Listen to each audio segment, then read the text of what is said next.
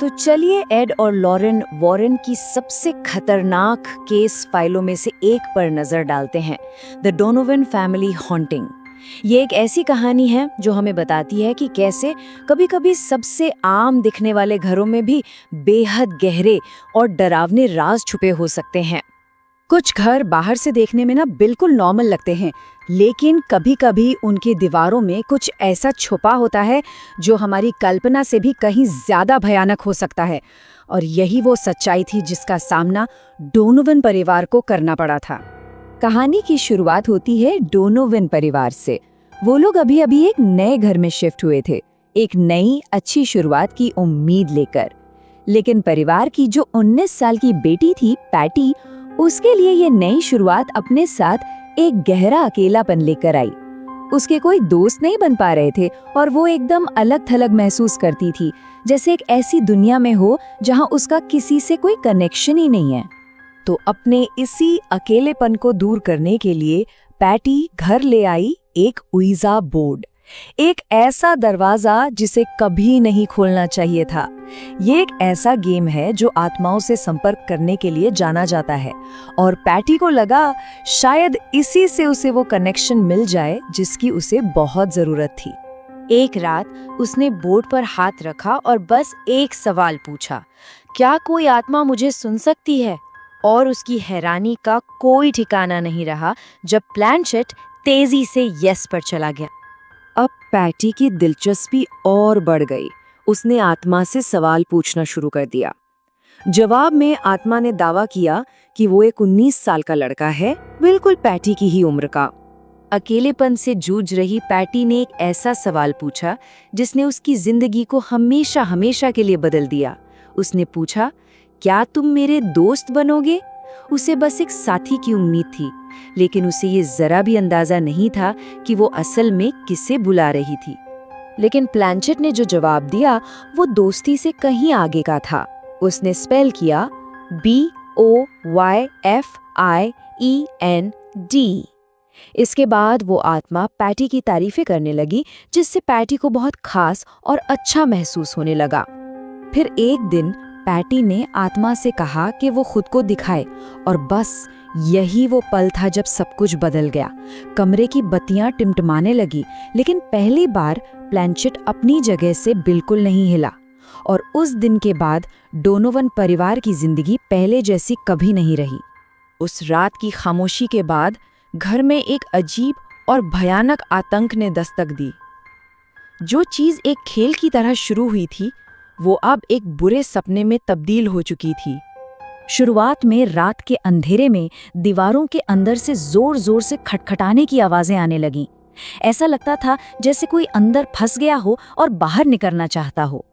फिर दीवारों पर लगी तस्वीरें अचानक से नीचे गिरकर टूटने लगीं, जैसे कोई अनदेखी ताकत उन्हें नोचकर फेंक रही हो। एक सुबह तो पूरा परिवार ये देखकर दहल गया कि घर की हर दीवार पर गहरे खरोंच के निशान थे, जैसे किसी जंगली जानवर ने बनाए हों। इसके साथ ही घर में सड़े हुए मांस और सल्फर की एक बहुत तेज बदबू फैल गई थी। और सबसे डरावनी बात, घर के सभी नलों से पानी की जगह खून जैसा गाढ़ा लाल लिक्विड निकलने लगा, मानो वो घर खुद ही रो रहा हो, खून के आंसू। अब ये जो अजीबोगरीब घटनाएं हो रही थीं, वो सिर्फ डरावनी नहीं थीं, बल्कि शारीरिक रूप से खतरनाक होती जा रही थीं। घर का माहौल दहशत और खौफ से भर चुका था। 31 मार्च 1974 की रात ये आतंक अपने चरम पर पहुंच गया। पूरा परिवार टीवी देख रहा था कि अचानक लाइटें बुरी तरह से जलने बुझने लगी और टीवी बंद हो गया। फिर एक 6 फुट लंबा करीब 100 किलो का ड्रेसर अचानक हवा में उठा और गोल गोल घूमने लगा। देखते ही देखते कुर्सियां और तस्वीरें भी हवा में तैरने लगीं। एक काले साये ने कमरे की दीवारों को ढक लिया और पूरे घर में एक भयानक गुर्राने की आवाज गूंजने लगी।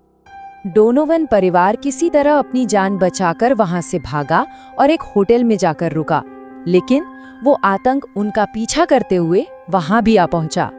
होटल में भी वही सब होने लगा, जिसके बाद उन्हें वहां से निकाल दिया गया। अब उनके पास अपने उसी तबाह हो चुके घर में लौटने के अलावा और कोई रास्ता नहीं था। जब हालात पूरी तरह से काबू से बाहर हो गए तो परिवार ने आखिरकार मशहूर पैरानॉर्मल इन्वेस्टिगेटर्स एड और लॉरेन वॉरेन से मदद मांगी। जैसे ही वॉरेन्स ने घर के अंदर कदम रखा, उन्हें एक दम घोटने वाला माहौल महसूस हुआ।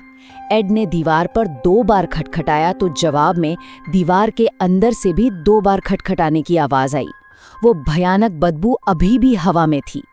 लॉरेन ने अपनी मानसिक शक्तियों का इस्तेमाल किया और एक बड़े काले साए को देखा जिसकी आंखें बिल्कुल लाल थीं। उसे देखते ही लॉरेन को बहुत ज्यादा कमजोरी महसूस होने लगी, जैसे कोई उनकी सारी शक्ति खींच रहा हो। वॉरेन्स को समझते देर नहीं लगी कि ये कोई आम भूत प्रेत का मामला नहीं है। ये एक इन्फेस्टेशन था, मतलब एक शैतानी शक्ति किसी जगह से नहीं बल्कि किसी इंसान से जुड़ी हुई थी। और यही वजह थी कि वो शक्ति होटल में भी परिवार के पीछे पीछे चली आई थी। लॉरेन ने परिवार को साफ साफ बताया कि ये आत्मा अपने आप नहीं आई है, इसे बाकायदा बुलाया गया है, इसे एक न्योता दिया गया है। ये सुनते ही पैटी बुरी तरह डर गई और उसने रोते हुए उइजा बोर्ड और अपने उस बॉयफ्रेंड के बारे में सब कुछ सच सच बता दिया। वॉरेन्स इस नतीजे पर पहुंचे कि वो कोई 19 साल के लड़के की आत्मा नहीं थी, बल्कि एक बेहद खतरनाक और चालाक शैतानी शक्ति थी जिसने पैटी के अकेलेपन का फायदा उठाकर और उसे बहला फुसलाकर उनके जीवन में अपनी जगह बनाई थी।